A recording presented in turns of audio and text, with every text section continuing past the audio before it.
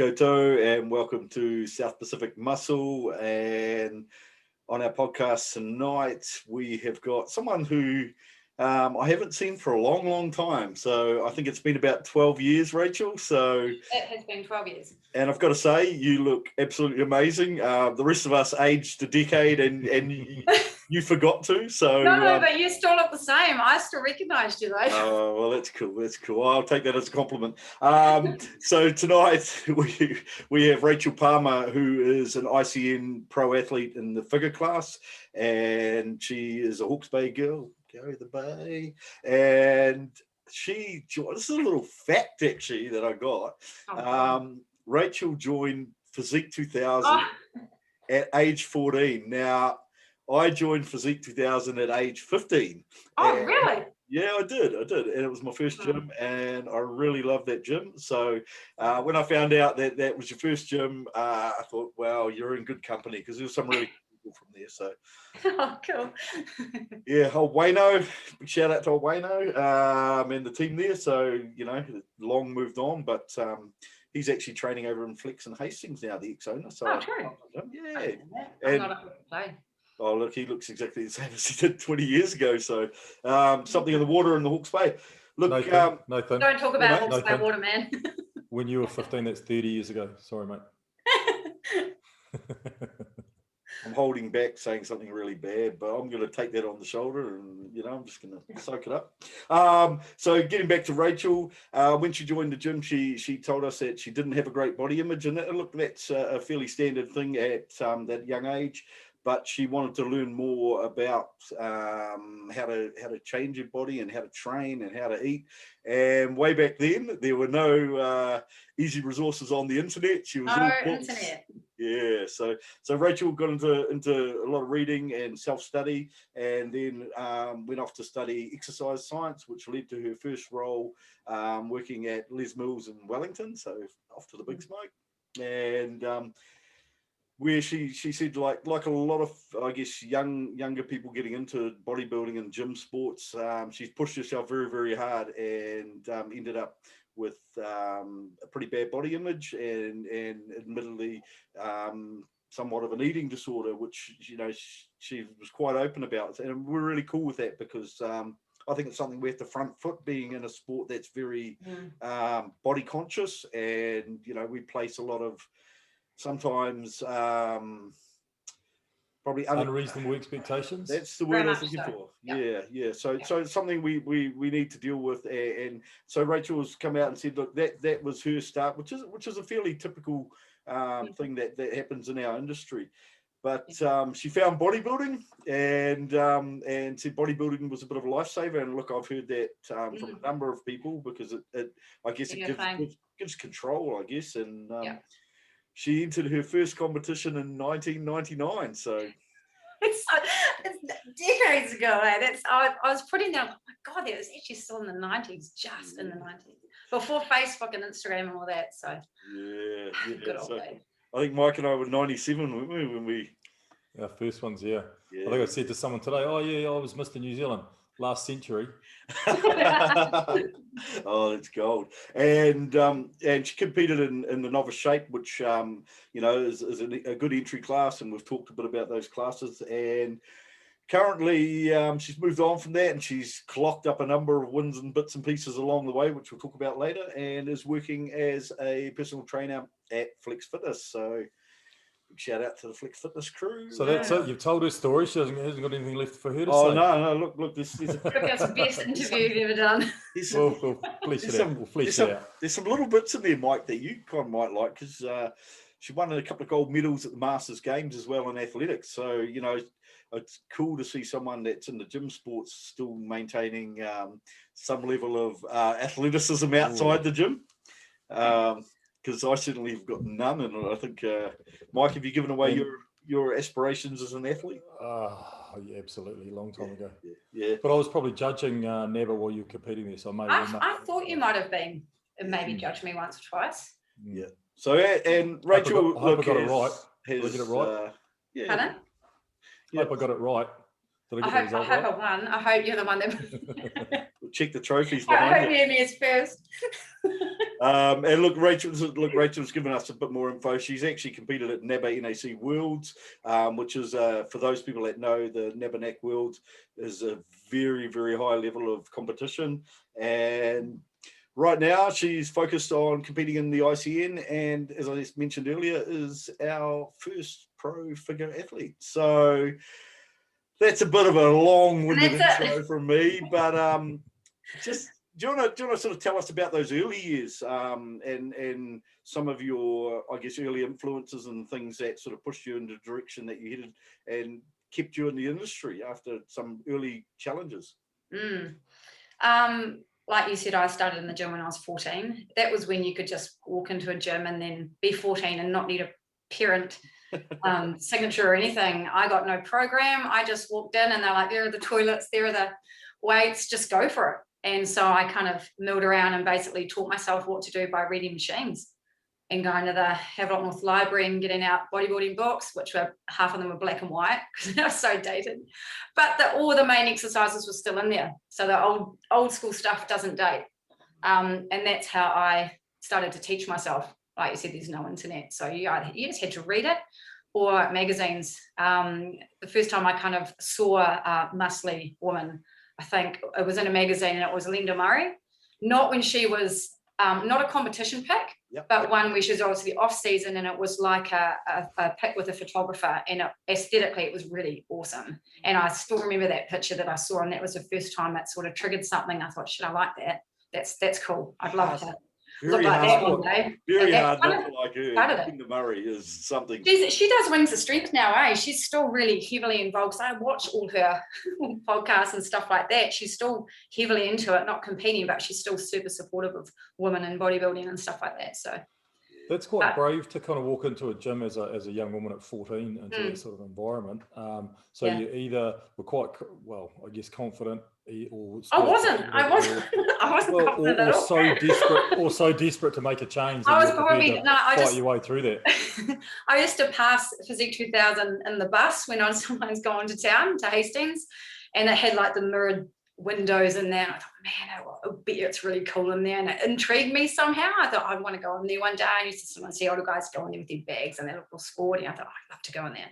So I did, and I spent probably 15-20 minutes in the toilets just mucking around thinking which way I was going to go when I went out. Usually did cardio first and kind of hung there until I kind of figured where I wanted to go. So it took me a while, but I loved it. I absolutely loved it. That was sort of where I wanted to be all the time, was the gym. And it kind of started from there, even through high school and stuff like that. I used to, sometimes wear classes and go to the gym. That's where I wanted to be. Yeah, I think we've all done that. Oh, that's gold. But I just felt really good there, and I still feel really good in the gym, and that's probably why I'm still doing what I'm doing, because that's a place where I feel good and healthy and strong, and nothing to do with aesthetics or how I look or anything. It's purely that how it makes me feel, and it still does that for me today. So it's just part of my lifestyle. Yeah. Cool. And so you went from little old Hawke's Bay, and I've got to say, like in that environment that you walked into, there were some really serious athletes in there. We had some world champion powerlifters training in there. We had Scotty Cole and his Taekwondo crew. We had, some really big young fellas in there, Steve Elliott and co at the time, Aldine, and Williams. We had, and we had some really good bodybuilders, James Patrick, the man known only as Beef. So Andrew McNeil, Leighton Whitfield, a whole crew of guys, Barry Crichton, that were very, very good bodybuilders. So quite an imposing environment, I guess, to come into.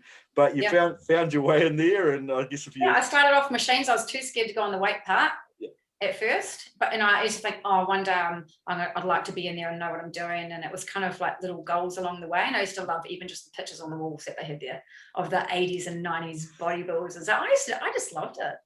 You don't really have that anymore. Like in the new gyms, there's nothing like that, and it would be quite cool to still have a bit of that around.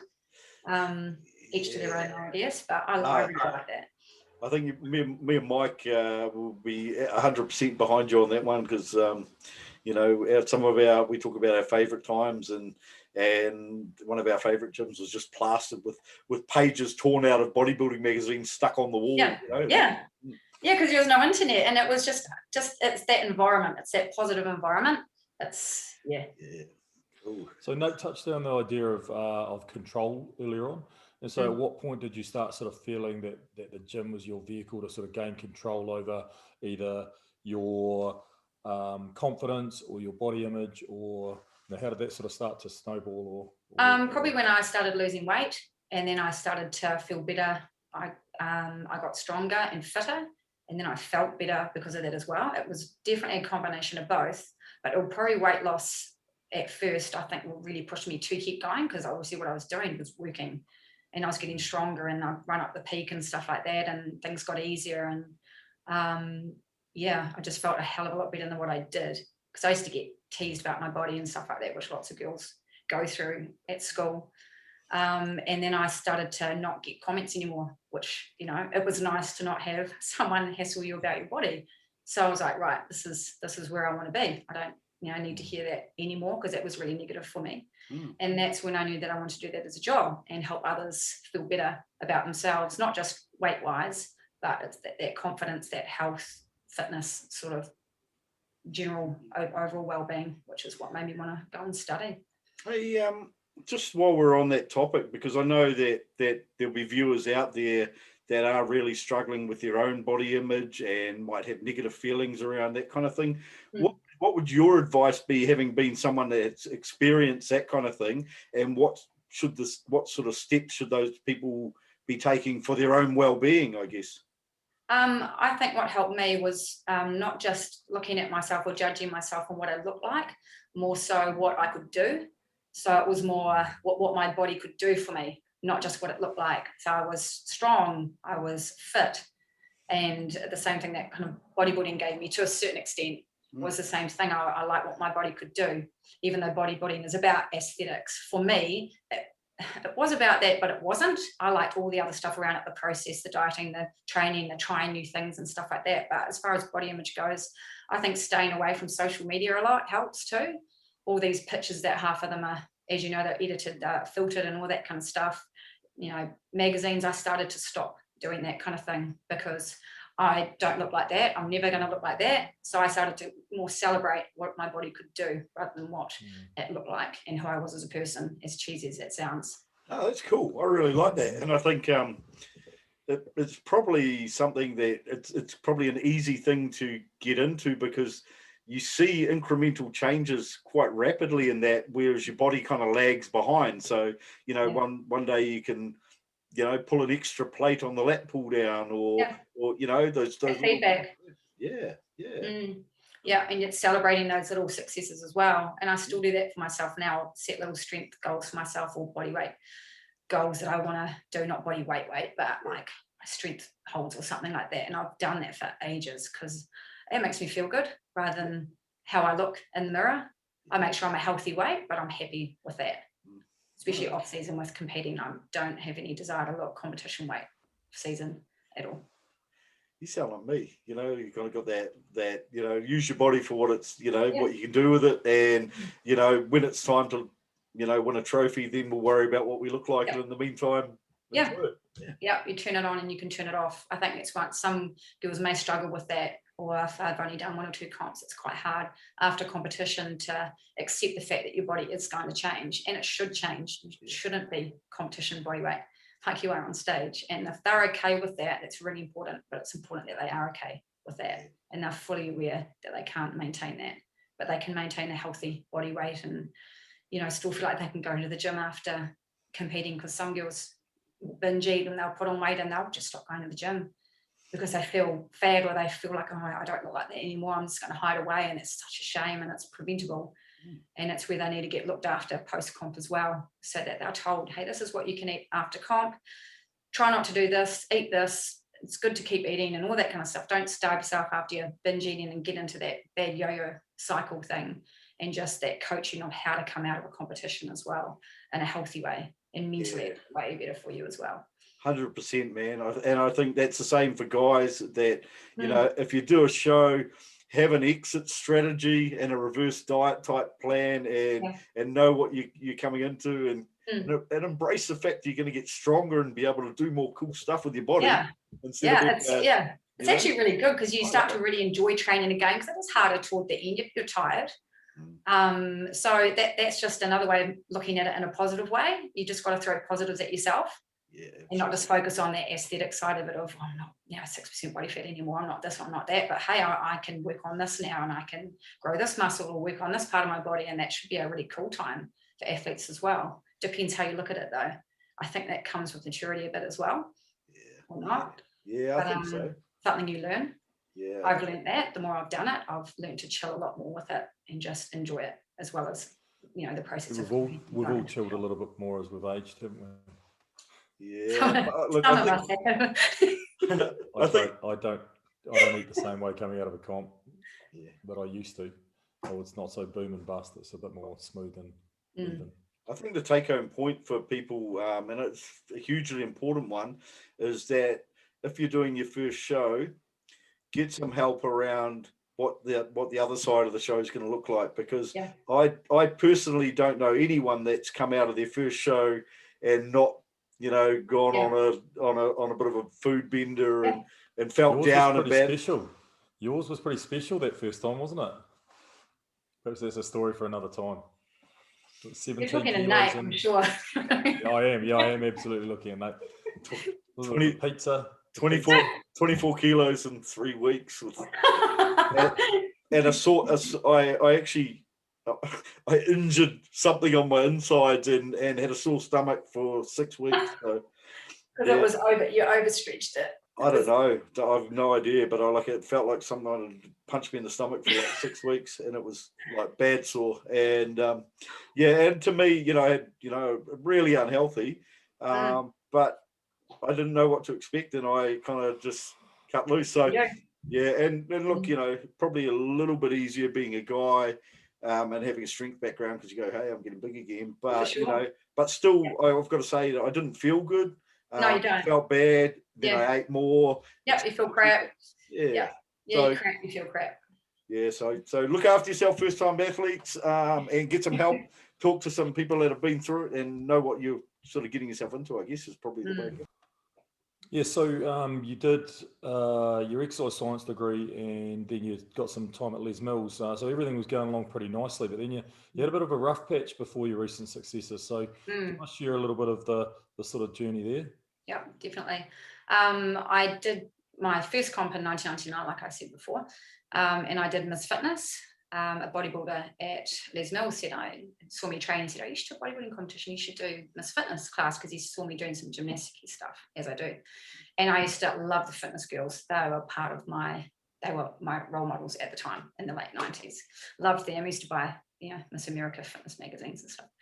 And so, to cut a long story short, I did compete in Miss Fitness and really enjoyed it.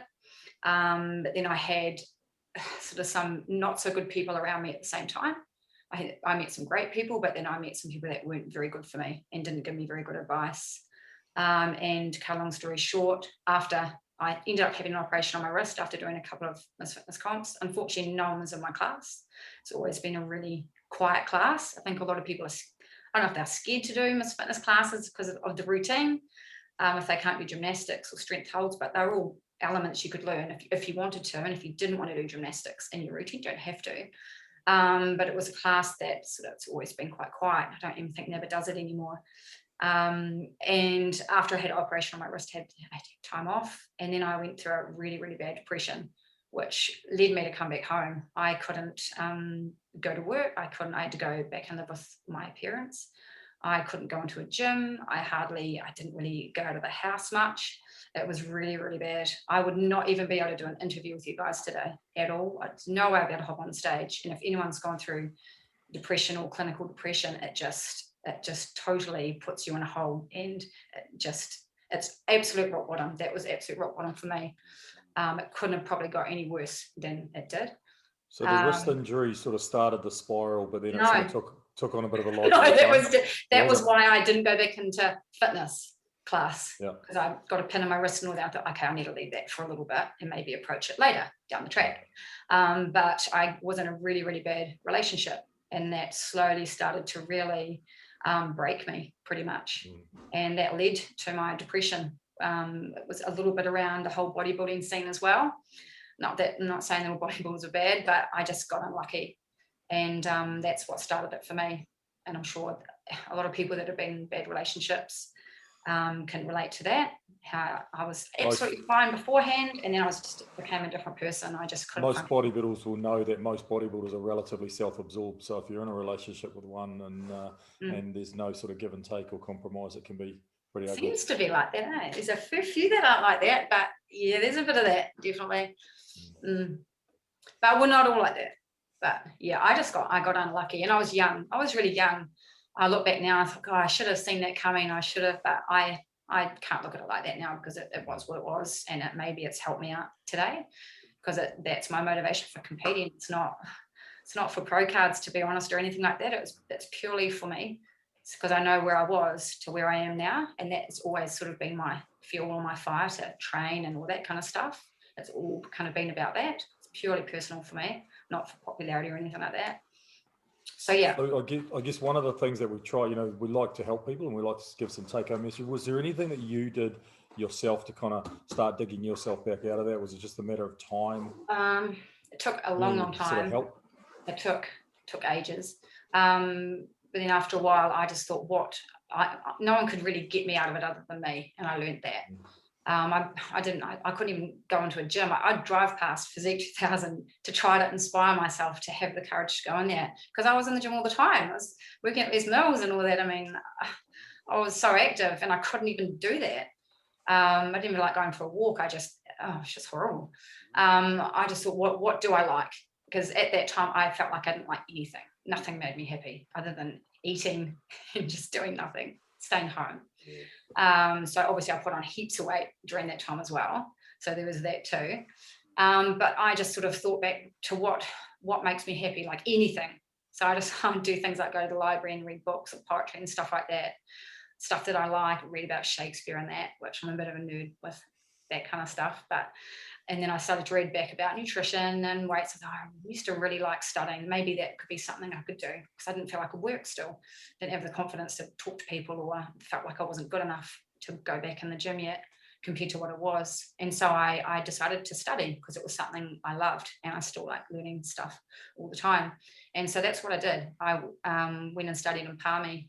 I did a year human performance at UCOL. And that really helped to get my confidence back, because I wasn't sure if I wanted to go in the fitness industry after the experiences that I had. But I slowly got myself out of it, but it was really slow. So my advice would be to just try to think about things that maybe used to make you happy, or even if it was when you were a kid. Like sometimes I'd go out and go on a swing for ages on my own or whatever, because it just made me happy. I'd try anything and everything, music, stuff like that. I stopped liking music when I was going through depression. It just takes everything away from you. It just sucks.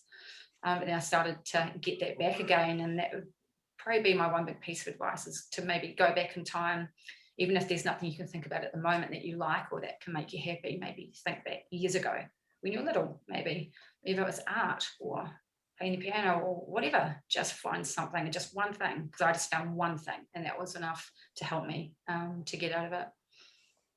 Well, I reckon it's like, there's so many of us that have shared similar experiences. And, I've sat in the car park in the gym and got social anxiety and driven home on fuck a dozen times, and I've been through some of those tough times myself and had to find my own way out of it. And I think for you to share your story with us, I feel real privileged. It's horrible. I think there'd be a lot of people that could probably resonate with it. And like I said to you before, I think it was important. I could sit down and just talk about what I've won and what I eat and that, but I thought, this is a really good opportunity to maybe, if it resonates with a handful of people, that's all good. And you can come out the other side, and there's no way I would have thought I would have done what I've done, or be on a world stage and stuff. No way. I'll just do my bit again. No, look, it's really cool to have seen you come out the other side of it, because it is a really tough journey, and we've seen others, you know, go through the same sort of thing and come out the other side. And I think it's quite inspirational, even though that when you're in that hole, it's really hard to relate to anyone else's success in getting past that. But it is good to know that there are people out there that have come from some pretty, you know, pretty dark places and have, you know, described it as the hardest times in their life, to really succeeding and being, you know, a happy person again. So it can happen. Being able to function properly, and it beats any first place or anything like that. That's why that when I say that pro cards or stuff like that aren't my motivation, that they're great, and I'm not putting that thing down, but it's much more than that for me because of that. And that's probably why I do what I do today, and why I'm so fired up and motivated. I'm quite self-motivated. It's because of that. I feel like I've got time to make up for. I lost years because of it, and it pissed me off. So I thought, right, let's just get all the opportunities you can get and go for it. And and quite an inspiration to everybody else, but also an inspiration to your kids, right? They must love seeing mum sort of go hard and kill it. Yeah, and I'm really careful how I talk to them about what I do too, in terms of probably mainly with my daughter. I never tell her that I'm on a diet or anything like that. She sees me eating all the time, or if she offers me, I don't know, a toffee pop or something, and at the moment I can't, I just say, oh, no, thank you. And if she says, oh, why? I'll say, oh, because sometimes those foods make me feel yucky, or they make me feel tired, or I'm trying to have these foods because they're making me feel really strong at the moment, or they're helping me get big muscles. I try to be very careful how I word it. So she's brought up in a dieting household, because she'll think that that's her, it'll become her norm, and I don't want that for her at all, with my history with eating disorders as well. So I'm really, really careful with that. So she sees it in a really healthy, I hope, just in a really healthy manner, and that's super important to me as well. So she just sees me doing handstands around the house and eating lots of food. Oh, gold. Okay, so you went off and studied, and you were obviously not competing in fitness anymore. So where to from here? So then I didn't compete for ages. I was almost too scared to compete, because I'd come so far. I thought I'm just too scared to lose it all again. And because I probably tied in bodybuilding with depression. And I was probably a little bit scared of that, and trusting someone as well. My trust was not very good. But I had my daughter, and then, before that, God, also, can we just, after, so I had quite a few years off, and then I decided, after I trained a lady for Shape, Never Shape, I can't remember what year it was, like 2000 and, oh gosh, 9 or 10 or something like that. I thought, no, I want to do this again. I think I'm ready to do it again. And she was going to, because I rang up and to help her in terms of getting good posing, and I felt I couldn't help her posing because I'd never done Shape before, and I believe that if you're not good at something, you can't pretend that you know what you're doing. You need to push that person to someone that knows. So I asked around who is a good posing coach, and I was pointed to Gary Nan's direction. And watching her go to posing classes with him as a group and all that kind of stuff. And he helped a lot of Hawke's Bay athletes, by the way. Don't really think he gets much recognition for that. It was a long time ago, but still he's helped a lot of Hawke's Bay guys and girls. And he was really good for me in terms of making it a healthy transition into bodybuilding. And that's how I got onto him to say, hey, I think I would like you to help me. After watching him for a while, I thought he was really good, and he was really good at what he did. And I looked at his history. He's got a really good bodybuilding history himself, good poser. And I went from there, and then decided to do Shape. He wrote out my first diet for me. And the balance that I learned from him was really valuable. He helped me to learn that I could have more balance and more variation than what I thought I could, not just broccoli and chicken and all that, which is so important. I preach that to my clients today. So I have to shout out to him for that. He's my base of my posing and diet, and that was, I learned a lot from him. Yeah, and I know a lot of people did.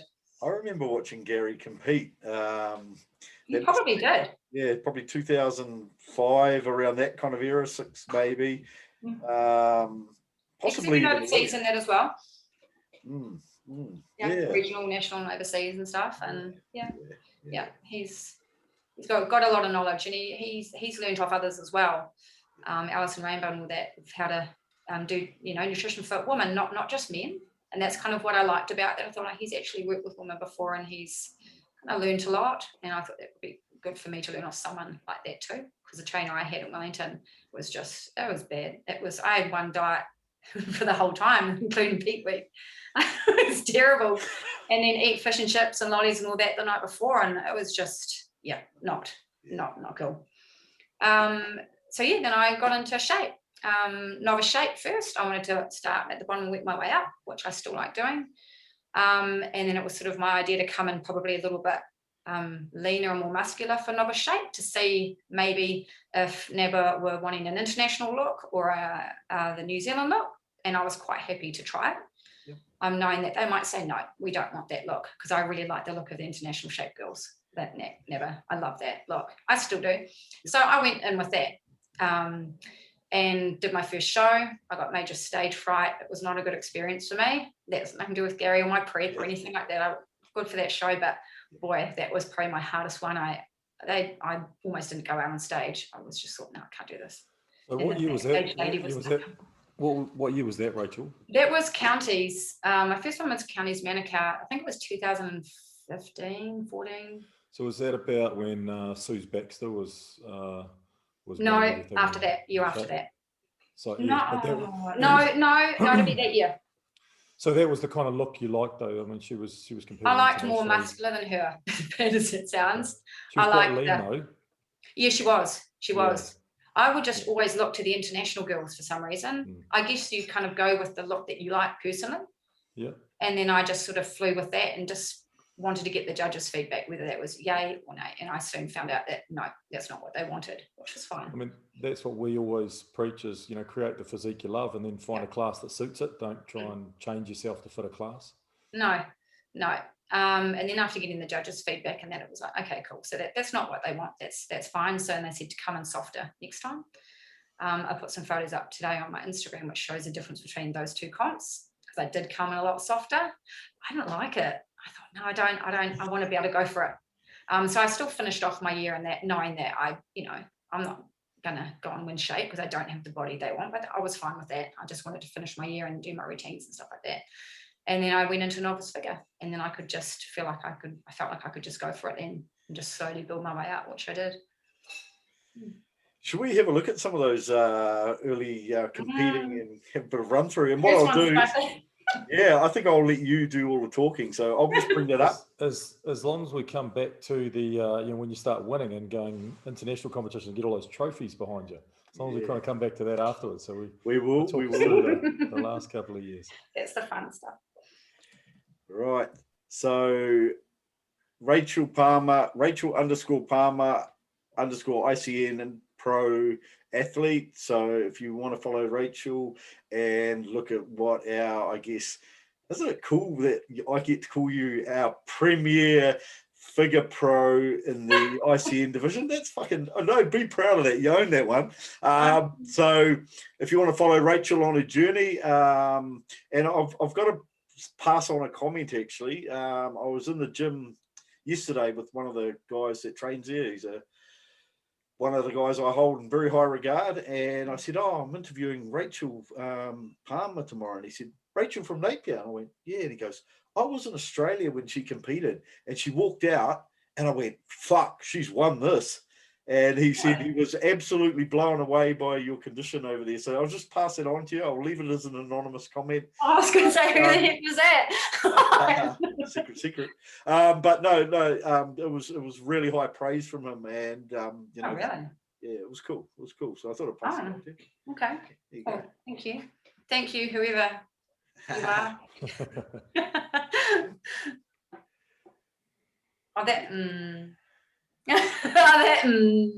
That was one saying that because I love routine. Anyone that knows me knows that that's my favorite part of competing. Even though ICN don't do routines, I love doing routines with NABA.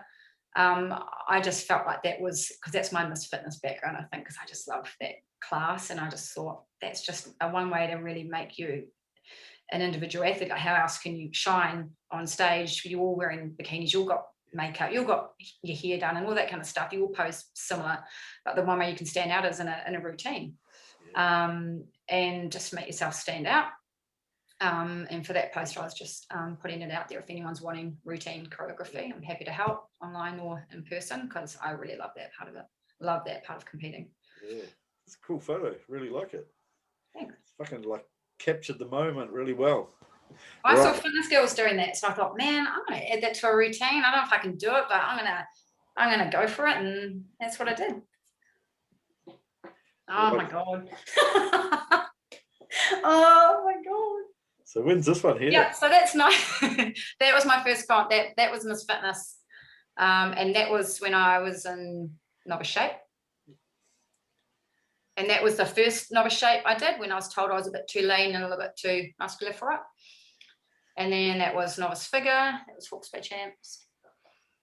And then, I can't remember what year that was. And then that was novice figure nationals. I was slowly trying to put on muscle. And that was Nabanak Worlds in Spain, where I come in, probably the leanest I've come in. And that was Pro-Am, I think, open figure. So Janine Hayward beside you? Yes. And that was at the Worlds.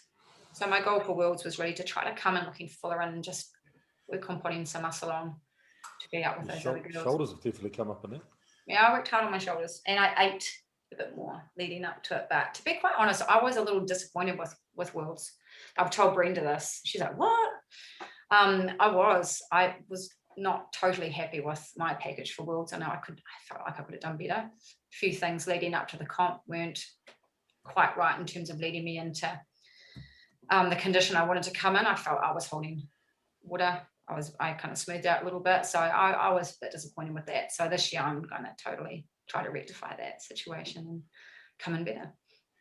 Yeah, interesting. When you look at even your early photos, to me, they scream, this girl should be in figure, and even though you're early on in your development, structurally, and, I guess saying that you came in a bit leaner than what they wanted, to me, I would have been going, hey, you've got a future in figure. And sure enough. Yeah.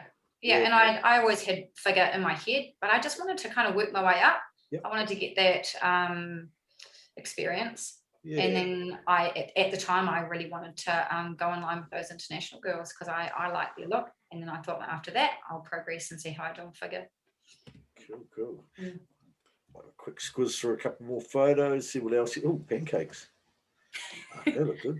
As you can see, I'm not big on social media. I need to do a hell of a lot more on social media than what I do.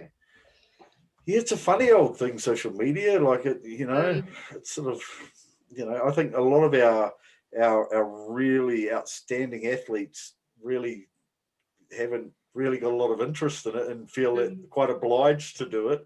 Yeah, that's why I only started Instagram last year. I was just, I don't really want to. I'm the kind of person that just sort of chips away at things on my own, and I'm quite happy to. I don't really take progress pics of myself and put them online or anything like that. I just focus on what I'm doing, and I don't really want to get too much into that. Yeah. In terms of needing those likes on your pictures and comments and stuff, I like to be self-motivated and not have to have that. I think it's, I don't know, maybe part of my game plan, I don't know, but that's what works for me. Yeah, some people have that approach and put blinkers on because they're targeting what they want to do.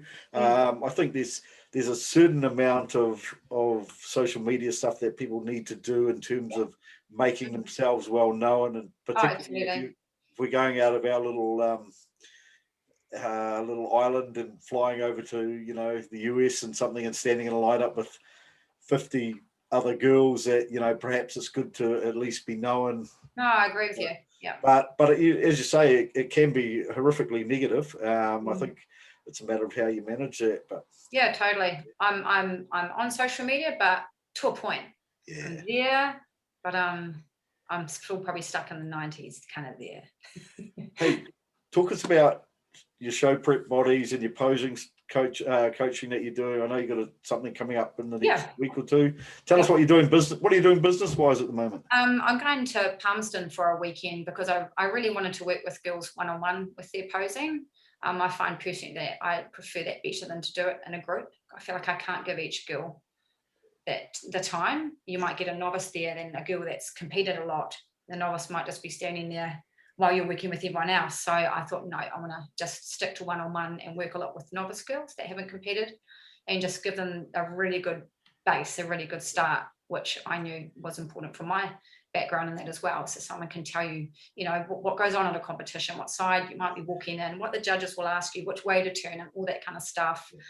To take your time with your posing, just all those basics before actually going through with it, like going through how you walk, and just finding out what posing suits them and their body shape, because as you know, everybody's different. So I really like to make sure that I'm getting that style right for that person and how they can show their body off as best they can for their height or structure.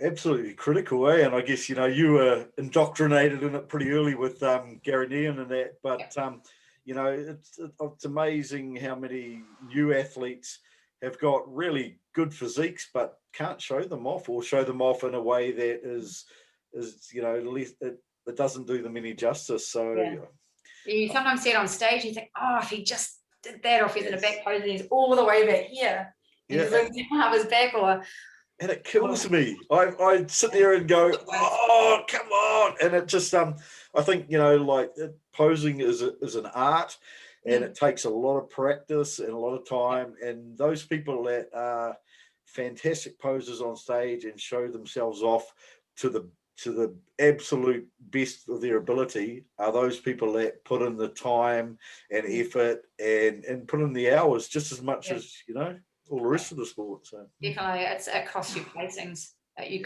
could be the difference between first and third sometimes, because you might not be showing off how lean your waist is, or you might have your legs in the wrong position, or just it's super important. That's why I try to tell girls it's really important to put the time into it. Presentation, your suit, everything, makeup and all that, how you walk, everything. So as soon as you walk on that stage, it's So if any of the girls out there want to get in touch with you and do some posing training, or conversely they want to do be coached, how's the best way of getting hold of you? Probably my website, which is on my Instagram page. There's a contact page on there, and they can send me a message there, or they can message me about Instagram if they want to. What's your website? It's just rachaelpalmer.co.nz. Easy. So you took a look this afternoon. It's quite good. There's a lot to it. You offer a lot of different packages. Yeah, I don't like to just do bodybuilding, as you can probably tell by my website. I really like working with just average public, you know, helping people get healthier lifestyles or learning how to maintain their weight, all that stuff. I really like that. So that was a theme that I got from the website that you were just, good. Cool. I didn't want it to be just bodybuilding website, even though I like bodybuilding. I don't want to just do that. I really enjoy helping someone if they've had an injury, or if they've had a heart attack or something like that, or that's stuff. Can I hit you up for a little bit of free advice then? I'm just trying to get my wife back to 2007 Miss Universe shape. And like you, she's had children. She's had 3, and I think that her waist is just a little bit wider this way than it was.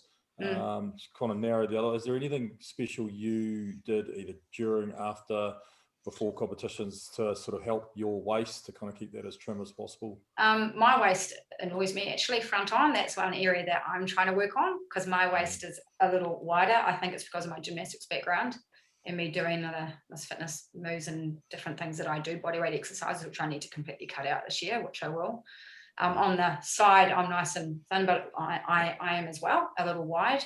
I cut out compound moves like squats, deadlifts, and all that, which require me to use my core too much. So basically, I would suggest maybe taking out those core exercises. You need to do a lot of seated work, so she's not activating your external obliques and your core, which can widen your waist. I mean, you can go and use waist trainers and all that. I personally haven't done that. I know a lot of girls do. I kind of choose to just cut out the compound stuff to deactivate these. And nutrition. Obviously. I mean, we'll get to that. We'll get to the nutrition side of things. Activating transverse abdominis, trying to get that kind of good pelvic alignment. Yeah, just that lower tummy stuff without, you know, you don't have to do crunches. There's lots of different, now those internal lower tummy muscles. I do a lot of stuff like that with myself and my clients. They help, and they help to just help you to hold your tummy in. And it can be a hormonal thing too. It can just be how her body's reacted to pregnancy as well. Everybody's so different. But I would try those things. Yeah, I mean, she's tracking along really nicely. I was just hoping you might have a silver bullet there that could. I don't. If I had one, I'd be doing it. But just to shut out, I'm trying to do the same, because that's what I don't like, is my front on pics, because I feel like I look too blocky in my waist, and so I just need to cut out certain exercises now and just deactivate those muscles, and just different types of cardio, short burst, high intensity stuff. Yeah. Good. Okay. Right. Now Mike, let's get to the wins, the trophies, the we want to good talk stuff. Elizabeth. She's huge, eh? She's so huge to bring to the airport. It was hilarious. Oh, that's gold. What's it made of? Is it really heavy? No.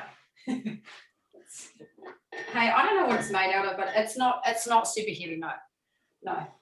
But she's big. I had to I almost didn't get her on the plane. She was classed as a weapon. So she had to be put on in the front. And the guys, when I was going through customs, they were cracking up. They were put it on top of the scanner and that. And they always thought it was a hell of a joke. I wish I'd been traveling with someone else, because I was on my own. It would have been funny. But yeah, she's pretty cool. And they give out some monster trophies there, that's for sure. I was lucky enough to get one. Yeah. So good enough, well prepared enough. Yeah. Luck only had a little bit to do with it. Yeah. No, I'm hung up on that. I wasn't totally happy with my body for that comp, and I just need to leave that alone. So no, I'm totally stoked that I got that. Yeah. But I want to be happy with what I see.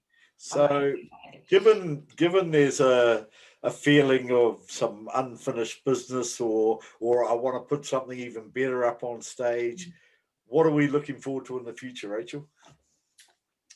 More international comps. Yep. This year is going to be a who knows, to be honest, for everybody with COVID. I mean, travel and having to be in quarantine for 14 days, I think that's going to ruin a lot of chances for people, and competition's been held. I've always wanted to do NAC Universe. It used to always be my ultimate thing, and it's still something I'd love to do. And one day maybe I would love to do fitness. It's still there as it haunts me. I've got to just at least do one. I don't know if I'll end up doing that, but once it's in my head, I would not be surprised if I end up doing something like that, because I would just love to choreograph a routine and costume, and it'd be cool. So maybe that's always in the background for me. So never say never. I'd be stoked if I could do that. That's a real personal thing for me, though. Yeah. Even if I was the only one in the class, I'd still be happy that I actually made it with the injuries that I've got. Yeah, that would be cool. So as a pro, you can't compete in any of the local shows now anyway. Is that right?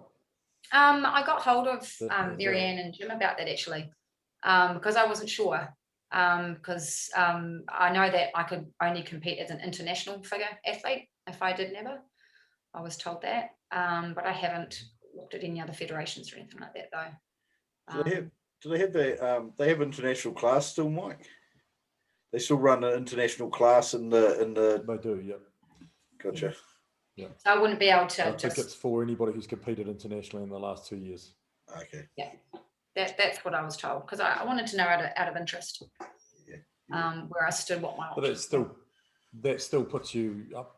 Up in the lineup for the overall, and it could be overall figure New Zealand. So no, I mean, that was another goal of mine as well. Just going back to never, was working my way up. That was always my goal, is to be an international figure girl. You know what I mean? I didn't even think I'd get a pro card in my career as a bodybuilder. For some reason, it just wasn't even in my head. So I would feel super happy if I can achieve both. But I'm still contemplating what I'm doing.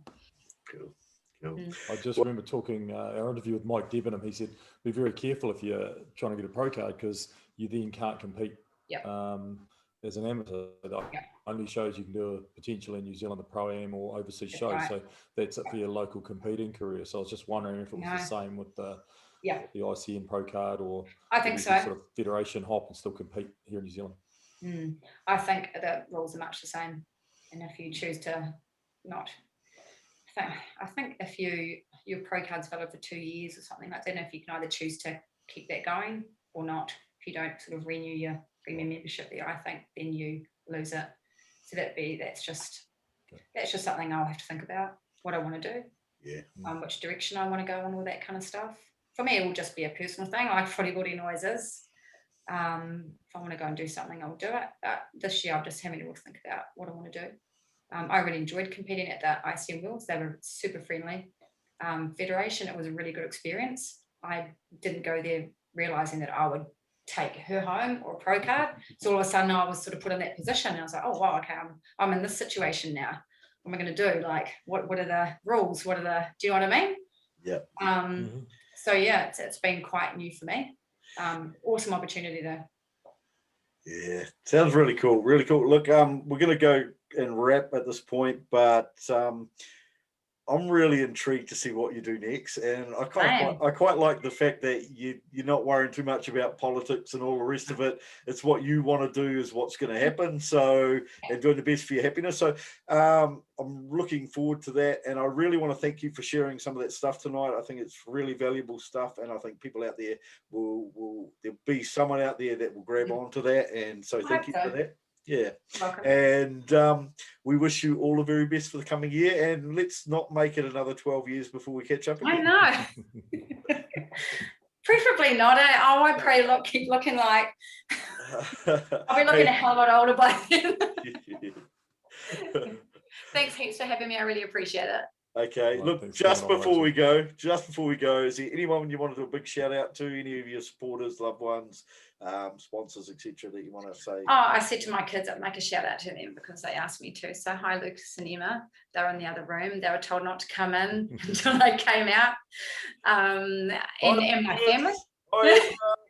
Hello. Oh, she'll love that.